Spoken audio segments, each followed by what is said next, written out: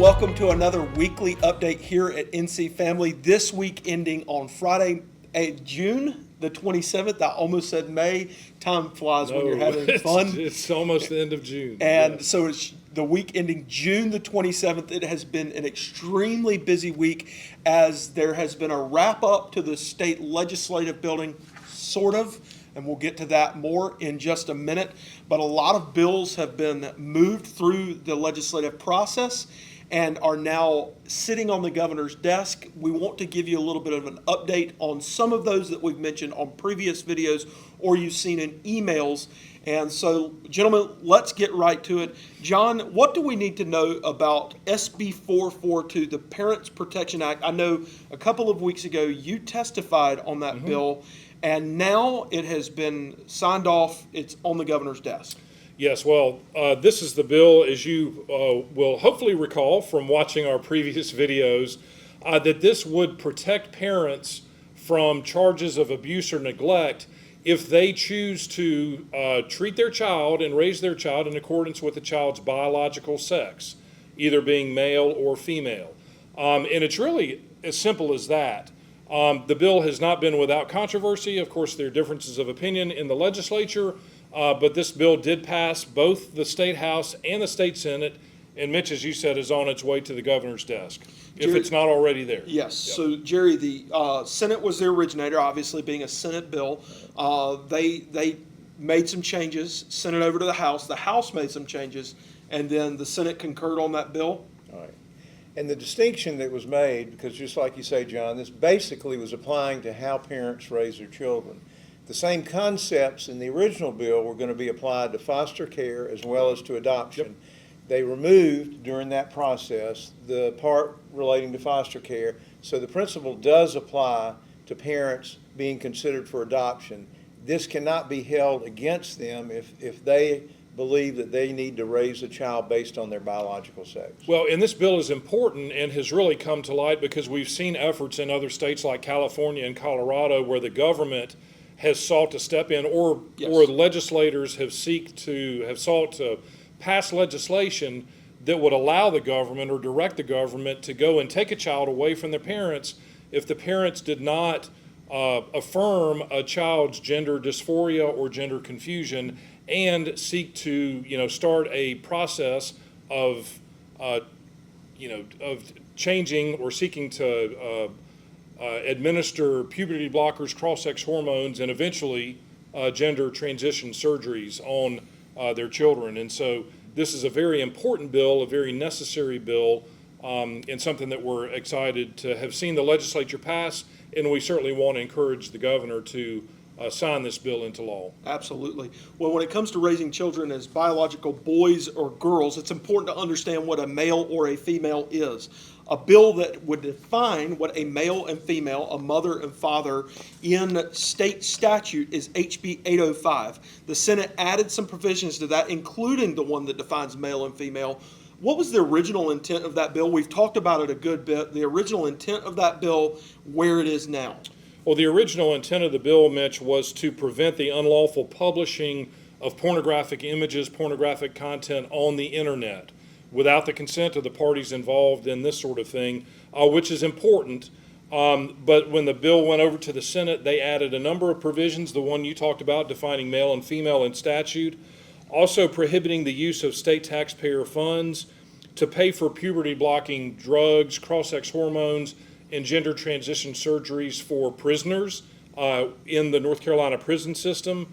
The bill would also extend the statute of limitations to 10 years for individuals who have experienced harm arising out of a surgery or treatment regarding gender transition. A couple of other provisions, too, would direct local boards of education to adopt policies to allow students or a student's parents to basically opt them out of classes or instruction that would violate or burden the student's religious beliefs, and then also a provision that would direct local boards of education to provide the means for parents to have access to resources that are provided in school libraries, so parents can review what books are in libraries and then have the opportunity to designate any of those books that they find objectionable or that they don't want, for whatever reason, their child to have access to. They can designate that to protect their children from concerning and objectionable content in public schools. And if some of these sound familiar to y'all, some of these, what has happened is, like you say, Yes. the original bill, in this case, was dealing with pornography, trying to prohibit. And I will do a quick side note on this. You may remember last session when they had an age verification bill, pornography industry, one of the largest distributors, just pulled out of states that passed law. This was another attempt to rein in and try to stop pornography. Well, what ended up happening, the bill went over the other chamber, and these other bills, I think this included at least 3 other bills, Yes. were kind of added to this. Unfortunately, what happened in the dynamics, again, not to give you too many details, but this is part of the legislative process, went from being a unanimously supported bill about trying to stop pornography to a bill that had other elements that now the whole reality and question about support of the governor and other. But I think people realized the session was winding down. These are important subject areas. Let's put them together and get this passed, and they did. Absolutely. Speaking of bills that were originally intended to do one thing and then were potentially changed, even the title was changed. HB 959 was originally known as the Social Media Literacy Bill, which would set up a structure inside of public education, public schools, to teach students the ills, the harms, the benefits of social media. That bill crossed over from the House to the Senate, and then the Senate added some provisions, similarly to the way they did with HB 805, to the bill to create some new structure for public education. Let's learn a little bit about that one. What did they do to that? Where is it now? Well, there are 3 main provisions in this bill, Mitch. The first is to direct local boards of education to adopt policies regarding student access to the internet at schools. Of course, with the desire to keep students off of harmful websites or accessing dangerous or destructive material on the internet. So it would direct the local school boards to adopt policies relating to that. It would also require that the standard course of study for students in public schools to provide instruction on social media and its effects on health, including social, emotional, and physical effects. So really attempting to rein in and educate students about the harmful effects of just constantly being on social media. And clearly more and more evidence is coming to light about not only the time that our young people are spending, and a lot of adults for that matter, are spending on their devices, on social media, but the negative impacts of that. And so not only will it provide helpful information and important information to students, but also to parents. And the other provision in this bill is something that we've talked a good bit about, which would be to regulate the use of wireless communication devices, of cell phones and tablets during instructional time at public schools. It would direct the local school boards, again, to adopt policies restricting students' use of these wireless communication devices during instructional time at school. This is encouraging because I think everybody, again, almost unanimously supports these bills, and you kind of go, how did we get this far down the road before ever doing something like this? I guess the better way to look at it is be thankful that we are, as a state, saying, wait a minute, this is impacting people's lives, in particular our young people's lives. They're in school for hours out of the day. If we're not helping to address this situation, it's not only affecting their education, it's affecting their mental health. So this is a very positive step. Yep. Absolutely. Another bill dealing with public education that is sitting on the governor's desk or on its way to the governor's desk as ratified by the General Assembly is SB 227, Preventing DEI in Public Education. There were a couple of bills on this dealing with DEI in the government, in public schools, in higher education and graduate level schools. Let's talk about SB 227, what happened in the General Assembly, and the fact that, like the other bills that we've already talked about, is headed to the governor. Well, y'all have heard us talk about these before. And I think it was very helpful. Early in the debate, one of the leading senators was presenting this bill and explaining to people the concepts of diversity, equity, and inclusion in and of themselves are not bad concepts. They're good. They're important to our life. But he pointed out what has happened to these concepts, specifically within education, K through 12, and then higher education. There were separate bills dealing with this issue, and the debate was very intense, but it was always a mystery to me because people were kind of going, what are you doing? When we've addressed these issues properly, government has done good things, people have done good things. Well, that was not the issue. What they pointed to were the specific examples of what is actually happening in our school systems. And it wasn't just isolated examples. There were books, there was curriculum that had, and I think, John, you have got some examples that will help y'all see why what's happening right now, or has been, is problematic. Yeah, the crux of this bill basically says that public school units shall not do any of the following, and I'm just going to highlight a couple of these. Engage in or advocate for discriminatory practices, to compel students, teachers, administrators, or other school employees to affirm or profess belief in divisive concepts, or to provide instruction to students on divisive concepts. So what's a divisive concept? Yes, and is it divisive or divisive? Divisive. Tomato or tomato? Let's call whichever the the whole thing case. The bill defines divisive concepts. There's a long list, but just a couple of those which sort of encapsulate what they're talking about is the notion that one race or sex is inherently superior to another race or sex, or an individual solely by virtue of his or her race or sex is inherently racist, sexist, or oppressive.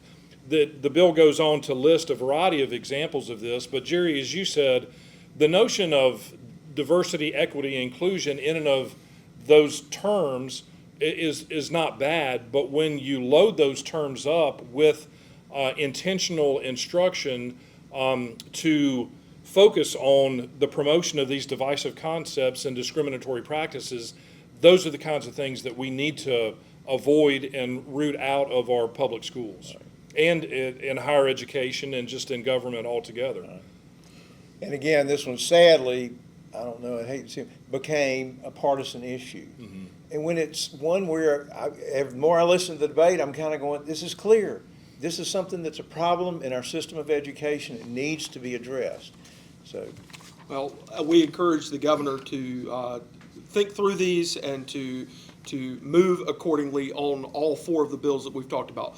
One more concept, and I don't want to say specific bill because as we'll talk about here in just a moment, it's actually three bills, two that specifically deal with Kratom. Hemp-derived consumable products, that's a mouthful. Let's talk about that very quickly, how the legislature is going to move forward on this concept of hemp-derived consumable products. Well, as we've talked about before, and as the governor has said, and we agree with the governor on this, that it's essentially the wild, wild west out there. There are all of these hemp-derived products that are in convenience stores, in vape shops, in gas stations all across the state. There's no age limit to purchase, and so minors are able to go in and purchase these, as are adults. And it is just a huge, huge problem, a health hazard, and a big issue. And so the legislature, I think there's common agreement that the legislature wants to rein this in, get these products either off the shelves or restrict access to these products for individuals under 21 years of age. A lot of these products are derived from the hemp plant. They are not marijuana per se, but they have some of the similar side effects and impacts on the human body. And so we're just very concerned about this. We've been watching and talking to lawmakers about this legislation. As you said, Mitch, there are three different bills that approach this matter from three different perspectives. Two of those bills also address Kratom, which is another very problematic substance. And, you know, bills have passed from one chamber to the other, and we don't really know what's going to happen with this, but these bills remain eligible for consideration. They will certainly continue to be the subject of debate and study because it's a very complex issue We know that something needs to be done, but our contention is if these products are harmful for individuals up to 21 years of age, they're also harmful to individuals over 21 years of age. And the best thing that the state can do, being engaging in the proper role of government to protect citizens from harmful things, is to just prohibit all of these products. Yes. And that's what we're advocating for. But in the process of that, we're trying to work within the context of what the legislature's doing, and we all agree that we need to get these products out of the hands of young people and young adults. If you want to know what you can do about any one of these issues, several of these, what is done right now, what can be done has been done. But if you are interested in taking action on any of the issues that you've heard on any of these videos and a myriad of others, you can go to our website at ncfamily.org and you can go to the Action Alert page where you'll find a lot of different ways that you can take action to make sure that the values that you care about and your friends care about are well taken care of here in the state of North Carolina. Mitch, I bet, just out of convenience, there will be a link below this video to our Action the Action Center. Alert page. And folks can click on that link and take action on these issues. I think it is important to note the 4 bills that we talked about before we talked Yes. about the hemp-derived consumable products, again, have all passed the legislature. They've been ratified by the General Yes. Assembly and have been sent to the governor for his consideration. Whether he signs it, he doesn't sign it, and it's enacted into law without his signature, or he vetoes it. If he vetoes any of these bills, they will return to the General Assembly. They'll go first to the Chamber of Origin where the bill started, and that chamber will look at an override vote. Of course, in the state Senate, the Republican majority in the state Senate has just barely a veto-proof supermajority, so they have the ability to override the governor's vetoes pretty much at will if everybody's there and the Republicans are all voting in the same way. Over on the House side, the Republican majority is 1 seat short of a veto-proof supermajority, and so in order to override the governor's veto, the Republicans are either going to have to pull over at least one Democrat or more to join them in voting to override the governor's veto, or if certain members are not there and the percentages change, the Republicans may be able to override the veto depending upon who is present and voting at that time. And for those that might not be sure, and me being new to the state, in order to override the governor's veto, you need 60% or 3/5 of the Correct. people present Present and voting. and Yeah. voting. And as we learned this week, you are required by Constitution to vote in the chamber. Long story. Either yay or nay. Yay or nay. Long story. Not just present. Different day. Thank you again for watching another one of these weekly update videos. We hope that it is a benefit to you and that you'll share it with your friends so that they can know what's going on here in the state of North Carolina. And thank you, Mitch. I wanted to just mention that next week, Friday, is Independence Day, Yes. July 4th. So we're super excited about that, looking forward to celebrating that. The legislature is going to be taking at least 2 weeks off. But a lot of these issues are still pending, so Yes. they haven't gone away. But we will probably not record a video. See you next week. Next week, we'll see what happens with the Supreme Court, and so we may be reporting on that. Yes. I just wanted to mention that we may not have a video next week. So happy Independence Day. Yes. A little bit early. On behalf of all of our team, John, Jerry, Mitch, and Anna Scott, who's right over there behind the camera, embarrassed once again, thank you again for watching one of our weekly update videos.